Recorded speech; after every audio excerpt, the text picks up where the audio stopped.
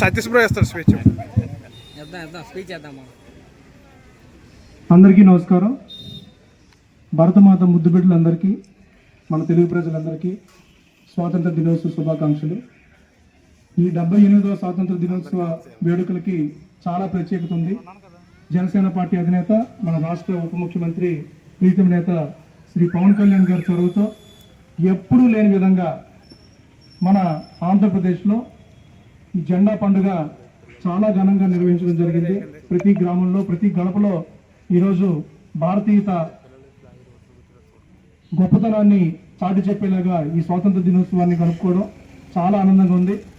అందులో భాగంగానే పవన్ కళ్యాణ్ గారి ఆదేశాల మేరకు బొబ్బిలి నియోజకవర్గం జనసేన పార్టీ కార్యాలయం, మన జన సైనికుల నిలయం వద్ద స్వాతంత్ర దినోత్సవ వేడుకలకి ఇంత చక్కగా నిర్వహణ చేసినటువంటి మా జనసేన పార్టీ నాయకులు, మా కార్యకర్తలు, ముఖ్యంగా దీనికి ముఖ్య భూమిక పోషించినటువంటి మా కళ్యాణ్, అలాగే సాయి, అలాగే పవన్, మిగతా ఎవరెవరైతే దీనికి పూర్తి స్థాయిలో పనిచేస్తున్నారో, అలాగే బొబ్బుల మండల అధ్యక్షుడు గంగాధర్ గారు, మా తెల్ల మండల అధ్యక్షుడు మర్నాన్ రవి గారు, అలాగే రాంబులపురం మండల అధ్యక్షులు బవిరెడ్డి మహేష్ గారు, ఇలా ప్రతి ఒక్కరు కూడా వాళ్ళకి చేతనైనంత ఇక్కడ కార్యక్రమం జయప్రదం కావడానికి పూర్తి సహకారం అందించారు.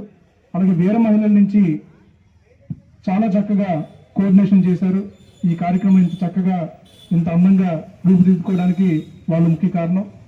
అలాగే మా ఆహ్వానాన్ని మన్నించి పతాకావిష్కరణ కార్యక్రమానికి ఇచ్చేసినటువంటి మాజీ సైనికులు, మన బొబ్బుల మాజీ సైనికులకి ప్రత్యేక కృతజ్ఞతలు తెలియజేసుకుంటున్నాను. పవన్ కళ్యాణ్ గారు నిన్న ఒక మాట చెప్పారు, మనం ఏ భాష మాట్లాడినా, మనకి ఎన్ని భేదాలున్నా గుండెల నిండా భారతీయత ఉండాలి అని చెప్పి, మన భారతమాత జెండా ఉండాలని చెప్పి ఆయన చెప్పారు.